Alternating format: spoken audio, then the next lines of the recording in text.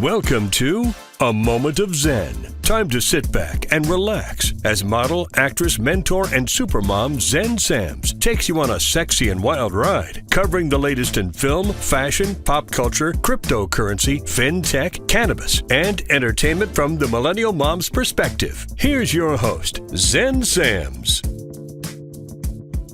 Welcome back, beautiful tri-state area. You're listening to A Moment of Zen right here on 710 WOR, the voice of New York, iHeartRadio. I'm your host, Zen Sams. Welcome to episode 219. We're celebrating 5 years on air. Here's to another exciting episode. Such a great pleasure to spend my time with you on the airwaves. Thank you for tuning in every Saturday night and engaging with me on social media after. That truly makes it all worthwhile. Please continue to follow me on Instagram at Zen Sams. That's Zen with an X, not a Z. And remember, all episodes of A Moment of Zen are available on our YouTube channel Sundays at 2 p.m. via digital streaming. And of course, you can also check us out on Your Home TV platform directly on our channel at mox.yourhometv.com. It's absolutely free programming to you, and you don't have to download any apps. In the Hydration with Heart segment brought to you by Once Upon a Coconut, we're featuring Greg Davis Jr., known to millions as Klarity. He rose to digital stardom on the now-defunct Vine platform with over 4 million followers, becoming one of the internet's earliest viral sensations. In our Better, Brighter You segment brought to you by Cyspera, today we're featuring the incredible board-certified dermatologist, Dr. David Goldberg. He currently serves as the Director of Cosmetic Dermatology and Clinical Research for Schweiger Dermatology here in the tri-state area.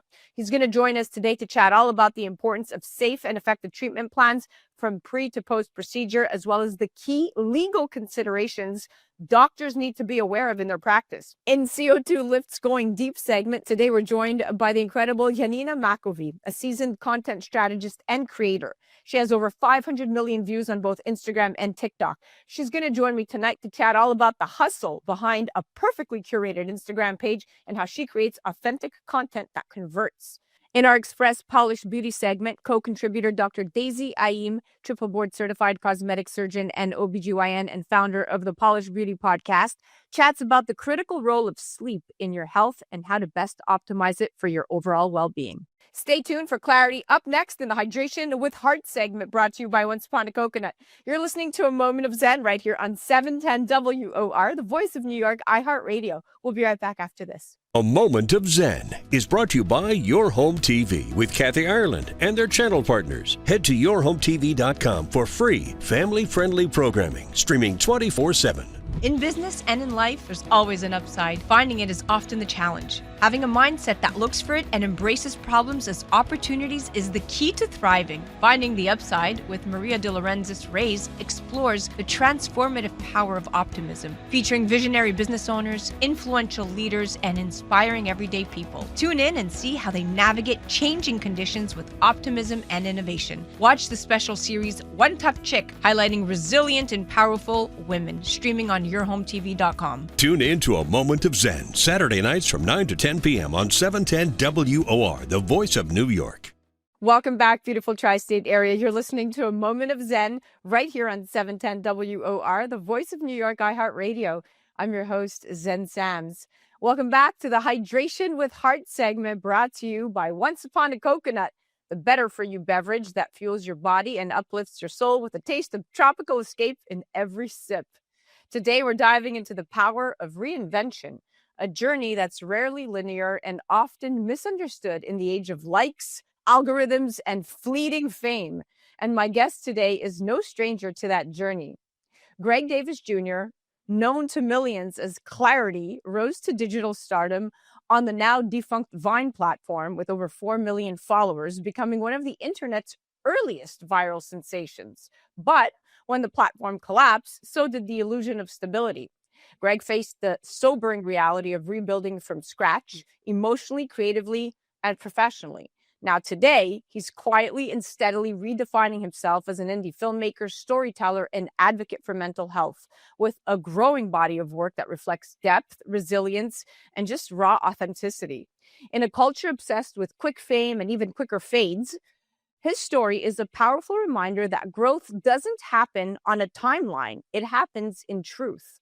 According to a recent study by the American Psychological Association, over 60% of content creators report experiencing burnout, identity loss, and mental health struggles post-virality. Yet, very few talk about what comes after the spotlight dims. Today, Greg's going to open up about life beyond the viral wave, the personal breakthroughs that emerge through the breakdowns, and what it really means to live and create with clarity. No filters, no scripts, just clarity. A raw, real comeback story for the soul. Welcome to the show, superstar. Zen, that was so good. You're good. You're good. So let's chat the aftermath of going viral, right? The internet can feel like a stage with no off switch, and when that stage disappears, as Vine did, so many creators were left feeling disoriented and invisible. Now, your rise and fall from viral fame happened publicly, but the rebuilding was deeply private. What was that moment like for you the day you realized the world had moved on and you had to find yourself again off camera? I kind of saw Vine the fall coming, funny enough, just from internal things and just like I knew. So I was preparing myself for it anyway. So by the time Vine like fell and collapsed on itself and imploded, I was already sort of shifting anyway. Like I was already starting to transition to Instagram, and I was already kind of like forming my production company and thinking about like projects and short and filmed ideas and things I wanted to do because I had already made some. So now I was just thinking like I could take everything I learned from, the Vine days and just going viral. It was still the same thing, right? Like if you're creating stories, whether it's 6 seconds or 60 minutes, right? Or with a phone or an actual camera. I just took everything I had built over the years from Vine and social media and just transferred it to like applying that to real life. And I just probably is going to need a little bit more money to do it now. So I'm grateful that I had a contingency plan. I love it. I love the contingency plan, and that the kind of raw honesty is rare. So thank you for sharing that. And it takes immense courage to admit when the curtain falls, and even more strength to rebuild a new one on your own terms, which you've done. So now let's pivot to mental health in the creator economy. The pressure to perform, to be quote unquote on, to stay relevant, it's crushing. You've been open about mental health, right? You've been very open and transparent. How did you protect your mental well-being during the silence between the spotlight? And what happened, or specifically, what helped you find your footing again? I can go, right? I got cardio. I can go when I'm motivated or inspired. I feel like there's purpose attached to it. But if I start to feel like it's becoming something I no longer love, then I get burnt out spiritually, right? Emotionally, get burnt out from an artist's perspective. So, but that burnout is real. And that pressure to keep it up is real because the game changes and you're not afraid of a fight. Like that's what happens. Change happens. But if you no longer love the system that it's becoming, it's like, why continue to invest in that? But not even that, like you're doing all this work and then you don't own anything. Like that was the biggest thing for me. It's like, dude, I'm glad for the fame and everything, connections and money that I got from it all. But it's like, they pulled the plug on this thing. Like, what do I have? Like I have some claiming licensing on YouTube that I can, if anybody reads my stuff, I get a check every month. But like, what is that? Of everything I've done, right? Even if you miss an error where now the money is even insanely bigger than it was when we were going through it and we started. But like, I started thinking differently. So, so one of the things that helped me, number one, was like, I guess, being so purposeful and so passionate about like wanting to control my life. I feel like I wanted to control my IP, control the content that I worked hard for to put out there because that's your legacy when you leave. So this is the perfect time for me to ask this question. So let's chat purpose versus popularity. So many creators chase that viral moment, but you've shifted gears from being consumed to being intentional. You're saying that right now. That's a major pivot in purpose. What does purpose look like for you today? And how has that shift changed the kind of art and storytelling you now feel called to create?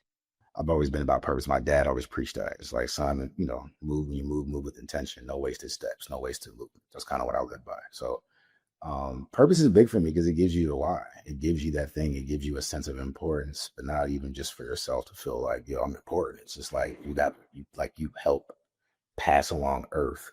Like you help with the thing, the whole system. Like if like Earth and the way we operate was one AI chip, like we're a part, like the G20 chip that NVIDIA sells like 25 Yeah. if we're like an important piece of that chip to make this whole thing work, that's dope. Because you're a part of something big that unless you do your part, it's broken. Right. And so like purpose is dope because it makes you not quit. It makes you keep going and it makes you do something um more than just for yourself. You know what I'm saying? You're doing stuff that helps other Yeah. people and your people behind you and your children and you know what I mean, whoever else, your family, legacy type stuff. So yeah, I mean, purpose is everything. So that's what Purpose is everything. purpose is And everything. it's inspiring to hear you speak about purpose and intention in a world chasing clout. Clarity really is the new currency, no pun intended. Yeah, yeah. No, that's what it made me feel tired too. I saw where it was going. It was no longer about like being creative and coming up with ideas that were actually funny that you had to go viral because people laughed. It just became about, I mean, there was silly stuff in that generation too, but now it's just like the chase for virality is the new drug, yo. Like it's nuts. So let's chat the indie filmmaker's road. So you're now writing, directing, and acting in indie projects like Day of Joy, a very intimate and grounded film. It's a far cry from a 6-second skit. Yeah. What has the journey into independent filmmaking taught you about creativity, control, and the kind of impact that you're speaking about that you want to leave behind, that legacy? They say they call it your spark back, but I call it, I got my assignment back. You know what I'm saying? Like, when we're on this earth, I feel like, God gives us all an assignment. So when I started journeying into like indie filmmaking world, I got rejuvenated. You know what I mean? Like I wanted to create again. And when you are obedient to your purpose, that's on the other side of that is all the blessings at. You know what I'm saying? So it's like you gotta be obedient to purpose because that's how you get blessed. That's where your blessings are on the other side of obedience. Preach. Look at you. I mean, that's a powerful perspective. Sometimes the constraints of indie filmmaking birth the most meaningful art, and your shift from viral to vulnerable is proof of that. Yeah. Right. So let's chat social media and self-worth. We often confuse metrics with meaning, followers with value, but you've stepped away from that noise. How do you now define success? And how did you relearn your worth beyond likes and views? My child. I mean, at first, yeah, like I was still trying to hold on to this old life. And all of a sudden, boom, I'm a dad. It was like it's a whole shift. And so, but it was like starting my company, being an indie filmmaker, and then now being a father, I just came from creation to creation. I didn't have a break. I didn't have time to stop. So like currency, like it's crazy from a business perspective. Yeah, having followers is currency because they literally there's a metric to it, right? Like how we used to, Yeah. our rate for a brand deal or whatever. Like how they quantify it. So it is such a thing. If you have 1 million followers, this means XYZ. There's literally a price Right. those amount of followers, like per 100,000 followers. So you can give adequate quotes based on it. So for a content creator, it was mad important to like grow your following, get more followers because that was a price. That was a hard, cold industry fact. This is my price. You can't deny my price. You can't hide my price. Like this was for a creator. That was our visual currency, our price. You couldn't argue it. It's like a stock price. If you go look at Tesla, it's 335. You can't argue with that. Why? Because if you go look up Tesla, it says 335. So our followers were like our stock price, and it would be up and down. So if you kept doing what you need to do and grow as a company, because that's all we were, little individual companies, you could quantify that. But so that was the rate. And how do I step away from that? You just got to know like what's more important. It's like I rather have number one, like what's life? Like what is life, right? Not to be cliche and corny, but what is life? I no longer feel this is a machine that's not feeding me. I can't benefit off this. They have the edge, right? The house wins.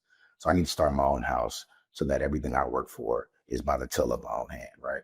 So my daughter helped me to step away from that and just really not care. And then like being okay with no longer having engagement or followers. I don't care because that means if I have to keep creating to keep that up, then so be it. I want my life, I want my freedom. That's more important. And so those things helped. Now, advice for the next gen creator, right? There's an entire generation building their lives on digital validation, and many are headed for the same emotional cliff that you faced. So what's the one thing you'd tell the next wave of content creators who are chasing visibility but may lose themselves in the process? Man, own everything from now. And number one, like your value isn't in your followers, and it's a hard shift. But if you stay true to your purpose, to your why, life will always help you figure it out how to like counter maneuver, right? Like, it's like boxing. It's like, you gotta just boom, you gotta counter maneuver and hit, bam, right? So it's like that with life and your plan, right? Just always be ready to maneuver and counter when something happens, because no matter what, if they press the button, it's done. Like Yeah. Mark Zuckerberg could wake up tomorrow and be like, no more Facebook. That means no more Instagram. And there's who can do what. Yeah. I mean, think of the fright that TikTok imposed just half a year ago when they were going to shut down TikTok across America. Every content creator was was was was freaking out that now their earnings and their income would dip, because it would. And they knew they relinquished control to ByteDance, owned by the Chinese government. They know this. And of course, that was a perfect opportunity for Trump to come in and be the superhero and save the day, because now he got an entire generation that really wasn't on board with him, perhaps the younger ones, to now go, yay, he saved TikTok. We love him. I mean, my 9-year-old daughter knows him because he saved TikTok. It's crazy. It's great. Trump saved TikTok. That's hilarious. Yeah, apparently. Well, listen, it's the wisdom we don't see enough of online. That's what we just captured here today with you, and you've lived it, and your story is helping to rewrite the narrative for so many others. So I thank you for coming on today and sharing your story, and we're going to continue to follow you, and we're going to continue to watch your films and support you. So thank you so much, Klarity. Man, this was a wonderful interview. Thank you for, I'm just a conversation. This is a wonderful conversation. Thank you for your questions. And you can follow him on the gram at Klarity with a K, Klarity, and keep an eye out for his projects through his Linktree. You can go directly on Linktree/Klarity. And if you're looking for real talk, real heart, and real artistry, this is where it's happening. momentofclarity.com. And also remember, this Hydration with Heart segment was brought to you by Once Upon a Coconut.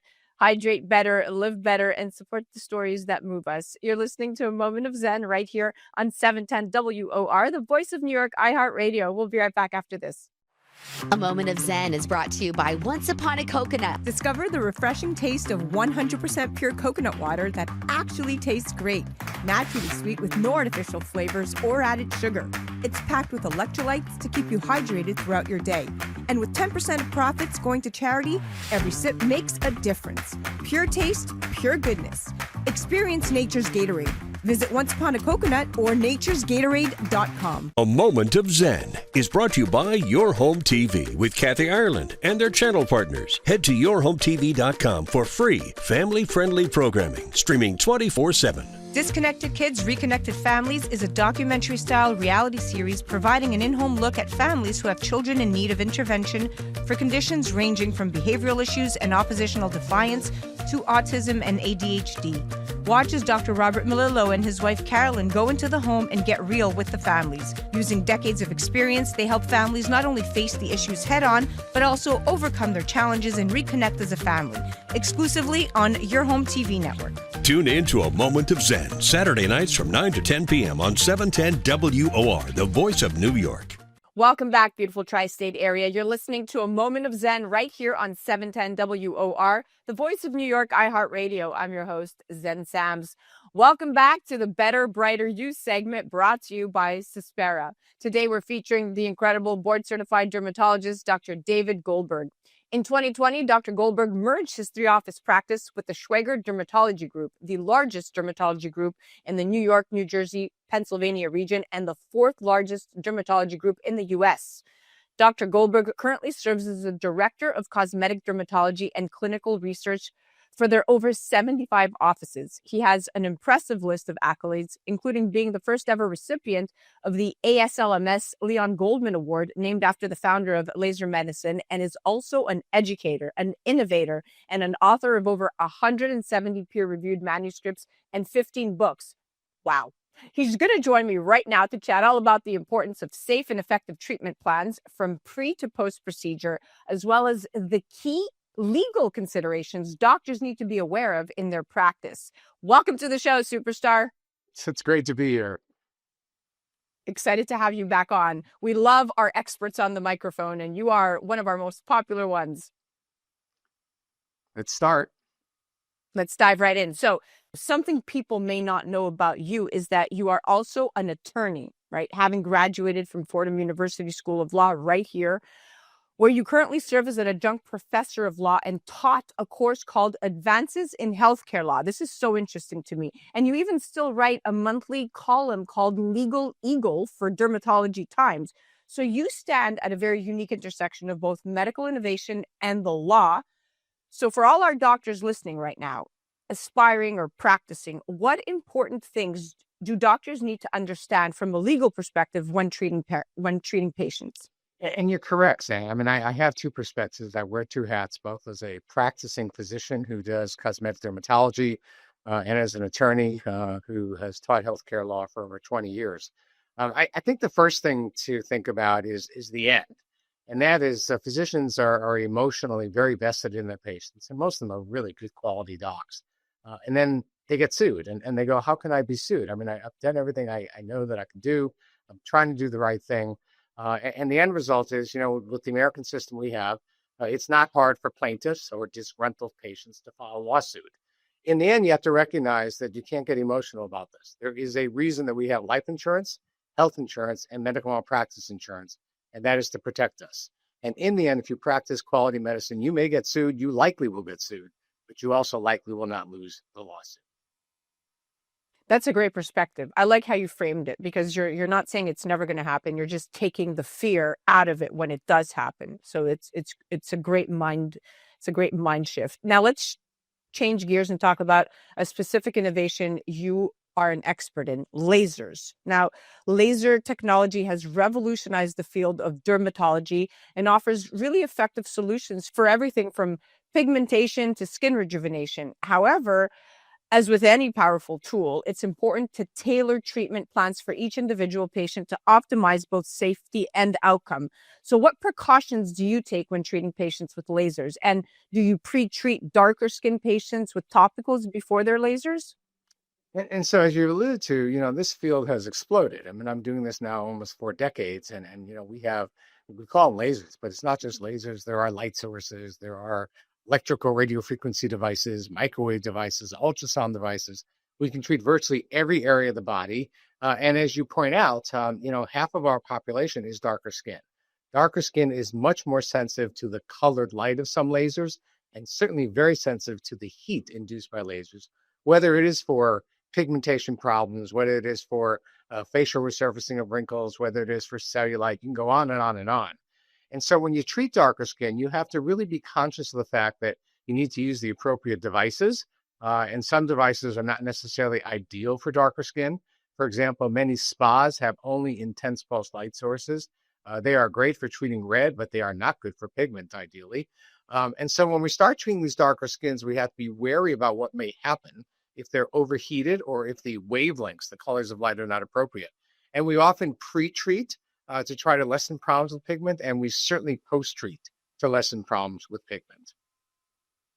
So how would you handle a darker skin patient getting post-inflammatory hyperpigmentation or any other complication after treatment? Well, and that is the most common complication, is post-inflammatory hyperpigmentation, or alternatively, some darker skin people, particularly women, have a condition known as melasma, which puts pigment on their skin.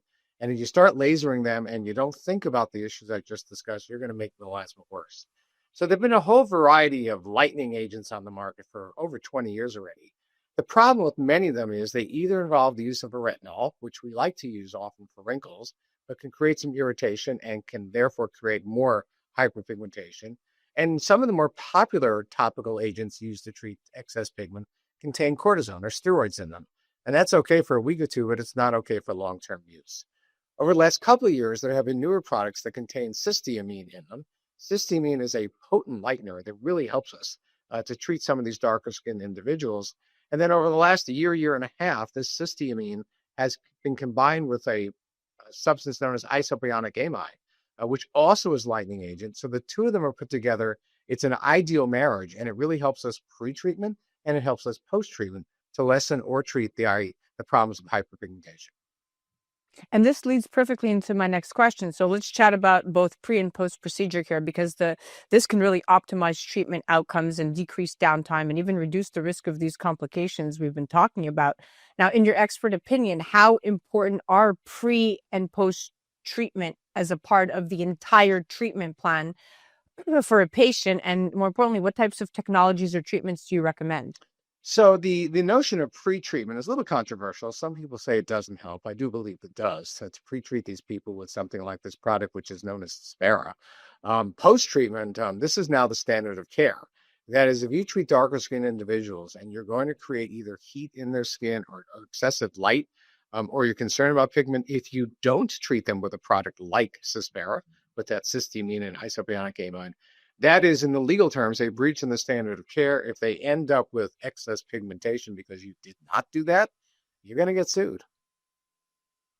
Wow, that's one way to Pretty put it, right? simple, So that's right? It's not complicated. Yeah. not complicated. Okay. And to go one step further beyond physical benefits, there's also the emotional and psychological aspect of patient care. So, in your experience, does having a clear post treatment plan help put patients' minds at ease and put things into perspective, giving them like a sense of support and reassurance that ultimately contributes to a smoother recovery? The part of what we do obviously is using devices to make people look better, but there is often a psychosocial part of this also. I mean, the people are coming in because they want to look better. This is not something they have to do. And if they know you're going to be doing things to lessen the chances of complications, besides your own skill level, it makes them feel better. The provider, the physician always feels better because I know they're going to be okay. And you build a much better relationship with that patient. This is what communication is all about. One of the causes of lawsuits in our practices is physician inability to communicate well with patients. This kind of, use this product before treatment, use this to spare after treatment. Therefore, you're not likely to have a problem. That just builds better communication. I like that. I like that. Now let's shift back to laser tech, but specifically talk about the hands behind the treatments, right? So as this technology becomes more widespread and accessible, it's very important for patients to understand that just because someone has the title doctor or practitioner in front of their name, that doesn't automatically make them an expert in this technology. You have to do your research. You are someone that is highly respected in your field. Both your peers and your patients really have the most utmost respect for you. So I'd love to hear your take on this. Do you think all clinicians are perfectly trained and qualified to be doing laser treatments, or do patients really need to be careful with who they go to, and more importantly, how can patients safeguard themselves in these circumstances? Yeah, so this gets a little complicated because obviously there are physicians treating patients, and they can be anywhere from dermatologists, plastic surgeons, to frankly general practitioners. There are also physician assistants and nurse practitioners who are trained to treat these people. And depending on the state, I mean, there are some states in the United States, I'm in New York, that's not one of them, but there are some states in the United States where estheticians can use all these devices. Obviously, training is the key. There are doctors who are poorly trained, there are physician assistants who are poorly trained. And sometimes it's hard for the patient or the client to figure out, are they well trained or not? But they've got to ask the questions. How many years are you doing this? If I'm coming to your office or your spa, do you have one machine that you use for everything, or do you have multiple machines? And why do you have multiple machines? I co-run and co-own the Aesthetic Extended Symposium. It's in its 19th year in Florida every summer. It trains PAs and nurses to do these procedures. These are really well-trained people. And I would argue some of them, frankly, are better than some doctors doing this. It's all about training and people asking the right questions. Sometimes they don't know the questions to ask, but if you go somewhere and you see the person and they tell you they've been doing this for a year and you ask them what's the name of the machine, they don't even know the name of the machine, I'd walk out. That's a red flag. Yeah, Yeah, it's a definitely pretty not. easy one, but you'd be surprised. People do it. I have witnessed it myself, but yes, you're right. Now, last question before we wrap up here, to touch back on your legal expertise.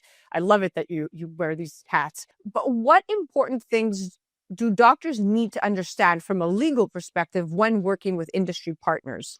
So the way doctors work with industry partners is sometimes they do research on products, sometimes they speak on behalf of a company. Recognize that when you get in bed, as many of us do with these companies, if they are doing something that's very wrong, you're going to get pulled in as well.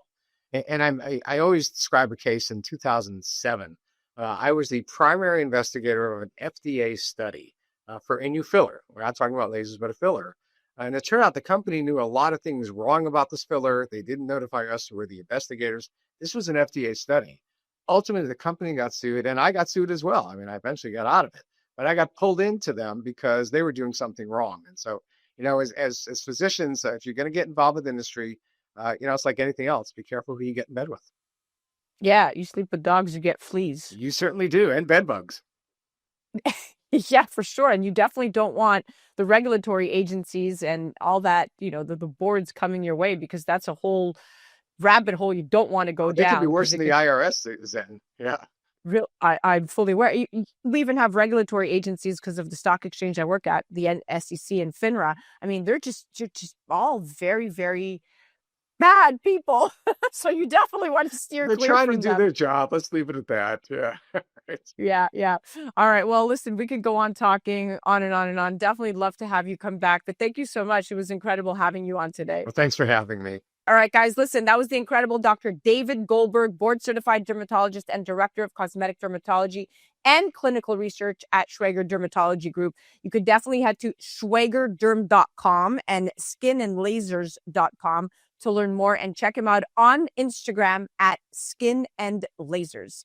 You're listening to A Moment of Zen. That was the Better, Brighter You segment, brought to you by Cyspera. We'll be right back after this. A Moment of Zen is brought to you by Cyspera. If skin discoloration is making it hard to find your Zen, Cyspera can help. Stubborn pigmentation, dark spots, and uneven skin tone concerns go beyond the surface, affecting both confidence and self-expression. In a sea of skincare choices, Cyspera stands apart. Backed by science and trusted by dermatologists worldwide, Cyspera is powered by the advanced cysteamine isobonic amide complex, delivering clinically proven results and effectively targeting mild to persistent discoloration while restoring the skin's natural glow. Unlike harsh treatments, Cyspera is formulated for all skin types, including sensitive areas, ensuring visible improvements without irritation. Whether pigmentation is a new concern or a long-standing struggle, Cyspera works in harmony with the skin to bring balance, clarity, and renewed confidence. Cyspera is science-driven skincare for confidence that shines. Find your skin zen and restore your glow with Cyspera today by heading to Cyspera.com. A Moment of Zen is brought to you by Westbridge Academy in Essex County, where students are seen, heard, and understood. Neurodiverse K-12 students, many facing ADHD, anxiety, depression, or aggression, discover strength through connection. With compassionate educators, therapeutic support, and the latest technology, students can master academics and go further, exploring music production, financial and automotive literacy, social media awareness, and wellness. Visit westbridgeacademy.org to learn more. Welcome back, beautiful tri-state area. You're listening to A Moment of Zen right here on 710 WOR, the voice of New York, iHeartRadio. Welcome back to the Going Deep segment, brought to you by CO2 Lift. Today, we're joined by the amazing Janina Makovi. She's a seasoned content strategist and creator with over 500 million views on both Instagram and TikTok. She's a fast-growing influencer who has built a loyal fan base while also crafting high-impact content strategies for brands looking to boost visibility and drive traffic to their pages. She's going to join me right now to take a look at the hustle behind a perfectly curated Instagram page and how she creates authentic content that converts. Welcome to the show, superstar. Thank you. Hi. So excited to have you. So let's dive right in. You have clearly mastered the social media game with over 500,000 combined followers across your platforms and consistently bringing in 12 to 20 million impressions monthly. I mean, with numbers like these, your influence is clearly undeniable. But in an age where algorithms often reward clickbait and virality, many influencers compromise their authenticity in pursuit of that online fame. You, on the other hand, seem to have mastered the balance between authenticity and virality. So what's your secret? How do you approach building trust, not just traffic online? Yeah, thank you. You're right. To build a viral content, I'm not going to say it comes easy for me. I think I got the algorithm. I want to say that. It would sound really nice. But you also if you want to go viral videos, you have to make people feel emotions. But if you wanted to, because you want a long term, right? You don't want to just have one video goes viral and that's it. So you have to make these emotions like real by you. So if people feel reality, they're gonna follow you, and then like they're gonna trust you. So I choose trust over virality, but I still do virality as well. Well, I love that you maintain that authenticity, because it's true. People do want that that real, unfiltered, direct to consumer feedback, and they look at you as an influencer, whether you're talking about a brand, a product, or a service, for exactly that, because that's your job. Now, you manage both personal and brand accounts. What are the top 3 rules you swear by when it comes to content that converts, aside from evoking emotion? Yeah, but I mean, honest, first one, obviously, you want to be consistent. I know that it's very obvious, but you cannot post one video and assume that they're going to be selling, right? But what else is right now very popular is storytelling. So if you swear by your brand for your quality, just tell people that, show how you make it, show how it's working, and then you want to build this trust with people, like they know you, like your brand is their best friend, and if they know you, they like trust you, so they want to buy from you. This is for like brands what I promote, but also for personal one, you really want to be real. Like, I can say so many things, whatever happens with me, I'm gonna tell that, because people are not perfect, right? So they are relatable for whatever happens to you, not just perfect image, but like I love not aesthetic. It's my favorite thing. Like, I'm not aesthetic, but they show whatever it is. So people can be relatable, not just showing like great picture, which is not like it's really great, but I'm just showing what it is really.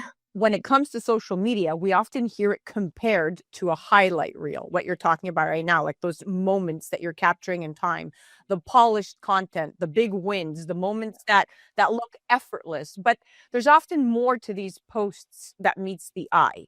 Can you walk us through a day in your life as a content creator and strategist? I mean, what does the hustle really look like behind the highlight reel?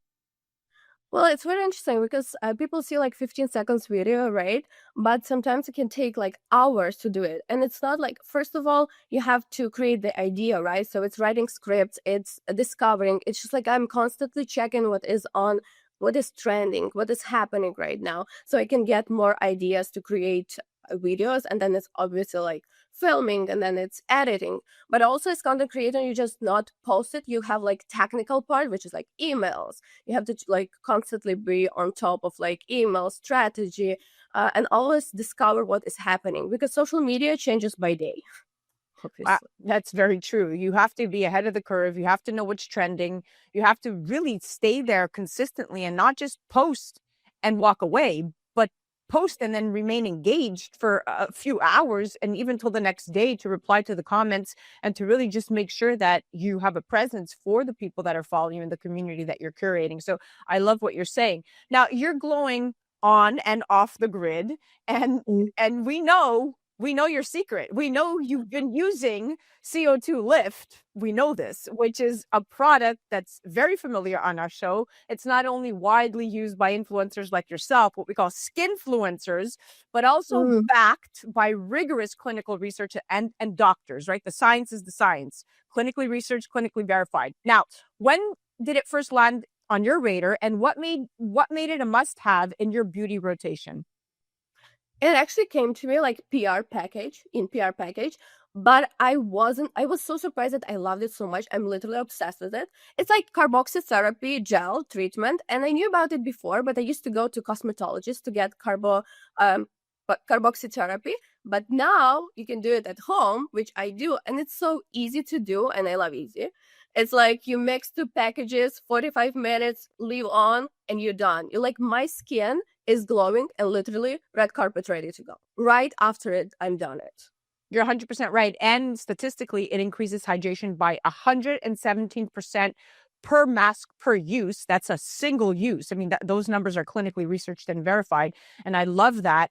And again, it increases blood flow, what we call neoangiogenesis. So not only the reason why it's glowing and why your skin is really back on track and rejuvenating like that is because the skin has been tricked to think that it's being attacked by CO2, and blood rushes to the surface, and boom, you get this incredible glowing skin, because that blood flow increases the glow, if you will. So I love it. I love the whole concept, and proof is in the pudding. Look at your skin.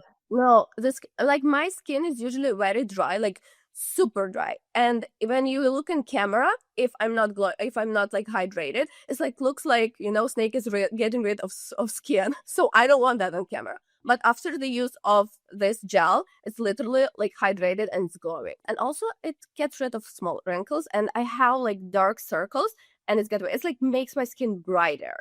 And also, I don't know if you know, but they got now UGC program, so like more people can get on it. I think it's like really beautiful. Yep. Yeah. Now let's shift gears and chat about brand partnership, a core part of the content creating space today. Mhm. You've collaborated with some powerhouse names in beauty and wellness, which speaks volumes about your credibility and your voice. But not all partnerships are created equal. So, Um, what makes a brand partnership meaningful to you, and what makes you say no?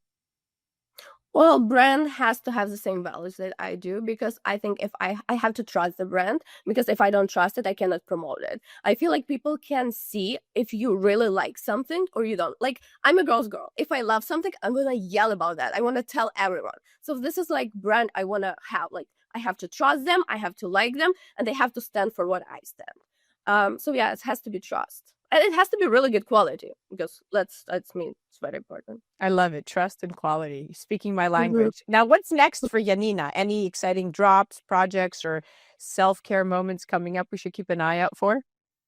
Well, I'm definitely going to continue my TikTok, Instagram. I love that. So it's going to be more storytelling, more like I'm doing also comedy about dating and Easter culture, like different cultures. So I'm going to go on funny content, entertain people, but also like kind of different brand deals coming. So brand campaigns. So I'm excited for that, and just live life. So we cannot forget to live life at the moment. I love it. We cannot forget to live life. Well, thank you so much for coming on today. You are so incredibly beautiful inside and out. I loved hearing your incredible tips and tricks that you share with your audience, and I'm definitely going to be following you. Thank you so much. So nice meeting you. That was the incredible Yanina Makovi, seasoned content strategist and creator. Definitely follow her on Instagram and TikTok at Yanina Mac _. And of course, if you want to get your glow on, just like her, visit CO2Lift.com, or you could follow them directly on the gram at CO2 Lift. You're listening to A Moment of Zen right here on 710 WOR, the voice of New York, iHeartRadio. We'll be right back after this. A Moment of Zen is brought to you by CO2 Lift. As we age, our skin loses moisture and elasticity, causing wrinkled skin. You can reverse this aging process with CO2 Lift. CO2 Lift utilizes the powerful benefits of carbon dioxide to lift, tighten, and regenerate your skin. This simple, painless at-home carboxytherapy treatment is scientifically proven to reverse the aging process. You will see reduction in wrinkles, increase in luminosity, and improve pigmentation, sagging, skin tone, and radiance. For more information or to order CO2 Lift, ask your skincare professional or go to co2lift.com. A Moment of Zen is brought to you by Your Home TV with Kathy Ireland and their channel partners. Head to yourhometv.com for free, family-friendly programming, streaming 24/7. The Kelly Williams Show is brought to you by Serendipity Yacht Cruises and Events. Tune in and turn on your happy. Kelly Williams is full of energy and incredible guests. Watch her anytime, free programming on Your Home TV network, and do follow her on social media for a chance to win monthly prizes. Check out The Kelly Williams Show on yourhometv.com. Tune in to A Moment of Zen, Saturday nights from 9 to 10 p.m. on 710 WOR, the voice of New York.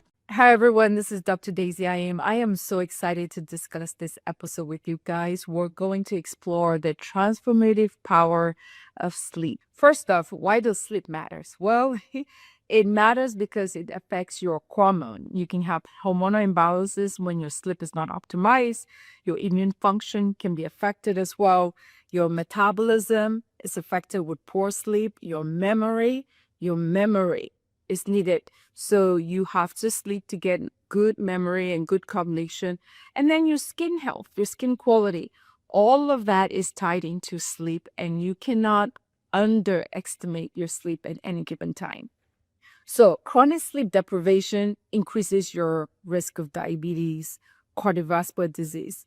So if you're not resting, you are at risk of all these health conditions. So rest, sleep improves chronic diseases. Non-REM sleep is divided into 3 stages. You have your light sleep, your true sleep, And then you go to your third stage. This is the third stage of your non-REM sleep cycle. This is the most restorative sleep phase. So this is where repair of your body happens. If you have injury, you're resting, this all happen in stage 3 of your non-REM sleep, okay?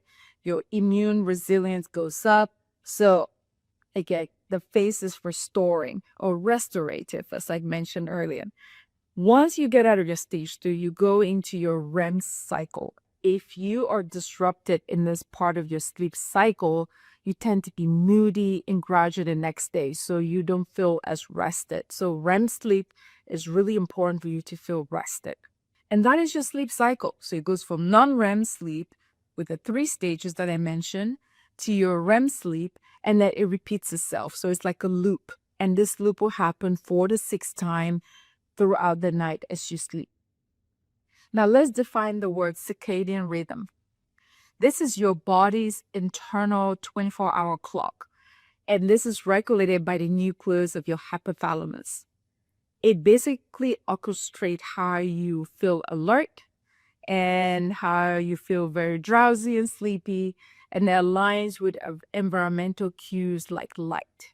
So how does light influence your sleep? Well, in the morning, when sunlight hits your eyes, your nucleus of your hypothalamus is triggered.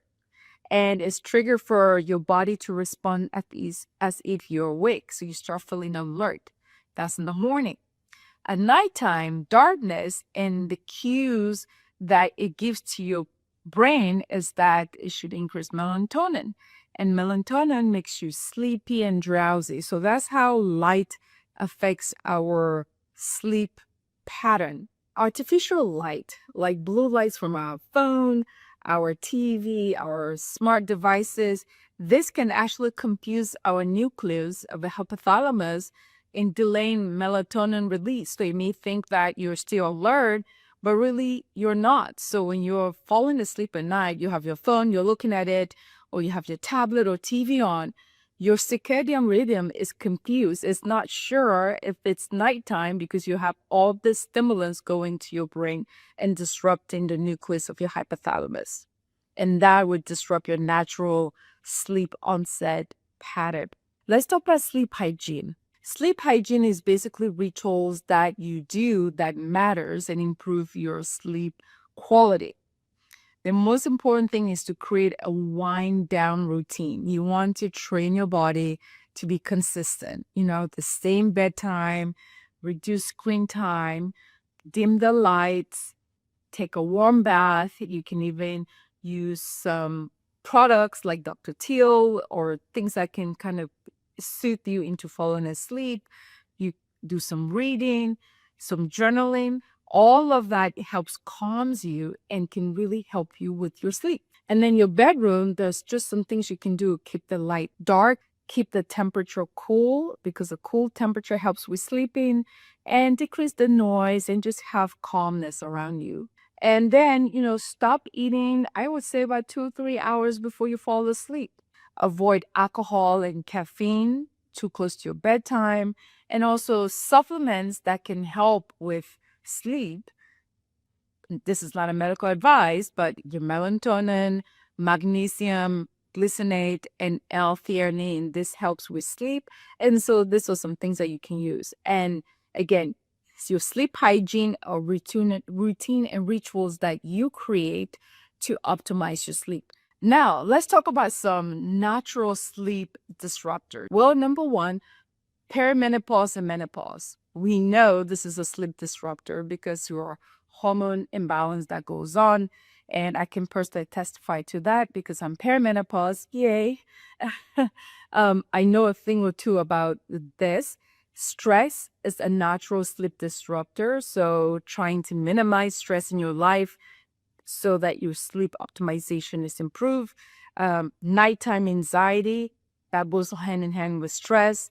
You want to decrease that, decrease screen overload. That is a natural disruptor of sleep. And then traveling, being jet lagged and not getting proper rest when you travel, whether it's for job or for leisure or for business. that can affect your sleep as well. And so you can have things like melatonin, grounding, sunlight exposure to kind of help optimize your sleep. Whenever in doubt, you can consult a sleep specialist. A sleep specialist can be in the form of a neurologist, even an ENT doctor, but you can always start with your family physician or your internal medicine physician if you have any concerns about your sleep and your sleep pattern or optimizing your sleep. Now let's go to smart tech devices. We live in a moment where there are so many options to tell us whether we're sleeping well or we're sleeping poorly, how to monitor our sleep. And these gadgets and toys, they're amazing. What are some of these smart tech devices? Well, you have smart mattresses. There's Tempur-Pedic with cooling control. That's a smart mattress. And then if you're tracking wearable devices, there are a couple of them out there. You have your Oura Ring, your Apple Watch, your Whoop. Those things are good. They can tell you if you're getting enough sleep or the quality of your sleep and where you can improve. And then you have data tracking devices. That tracks your sleep cycle, your heart rate, your variability, and it can tell you insights about your long-term wellness. Now, the important thing, as I mentioned, is not to get so caught up in some of this data summary and insights to the point where you actually forget to just enjoy the process of living and not getting obsessed over it. But there are all these things, and that's important for sleep optimization, and use it wisely. So my sleep pattern and quality is so much better now. A Moment of Zen is brought to you by the Polished Beauty Podcast with Dr. Daisy Aim. Hey, ambitious women, ready to shine on the inside and out? Tune in to the Polished Beauty Podcast, where we talk about business, beauty, brains, and body all in one spot. Meet Dr. Daisy Aim, triple board certified cosmetic surgeon, pro-aging advocate, fitness enthusiast, and your go-to for real talk on leveling up every part of your life. The Polished Beauty Podcast is your dose of ambition meets empowerment. For more information, head to polishedbeautypodcast.com. A Moment of Zen is sponsored by FinTech TV. FinTech TV, the newest streaming channel focused exclusively on the business of blockchain, digital assets, and sustainability. Broadcasting from our studio on the floor of the New York Stock Exchange with daily reports from NASDAQ, global expansion, and 24/7 coverage. Become part of the launch. Head to fintech.tv/invest. Fintech.tv/invest. Tune in to A Moment of Zen, Saturday nights from 9 to 10 p.m. on 710 WOR, the voice of New York. A Moment of Zen is brought to you by the Fieldhouse in Northvale, New Jersey, a vibrant and fresh take on youth and adult sports and family fun, and home to the New Jersey Thunder softball program. Plan unforgettable birthday parties or private events, or explore camps and programs that keep kids active and inspired. Take time for yourself in adult leagues or rent a field or court with friends. From a cutting-edge gaming cave to hitting and pitching centers and top-tier sports instructors, the Fieldhouse is reigniting the next generation of play. Head to njfieldhouse.com. Well, that's a wrap, my dear friends. We are at the end of our date. Remember to join me right here on 710 WOR every Saturday night from 9 to 10 p.m. Or you could head to 710wor.iheart.com/a moment of Zen. Also remember that we're live on Traverse TV Sundays at 1 p.m. Eastern, YouTube Sundays at 2 p.m. Eastern via digital streaming, and all episodes of A Moment of Zen are available on Your Home TV and Kathy Ireland worldwide streaming platform. You can head directly to our channel, mox.yourhometv.com. Thank you for listening to us. It's been an absolute pleasure being your host. Thanks again to all of our sponsors that continue to make this show possible. And remember that happiness is the only thing that multiplies when you share it. We'll be back next week.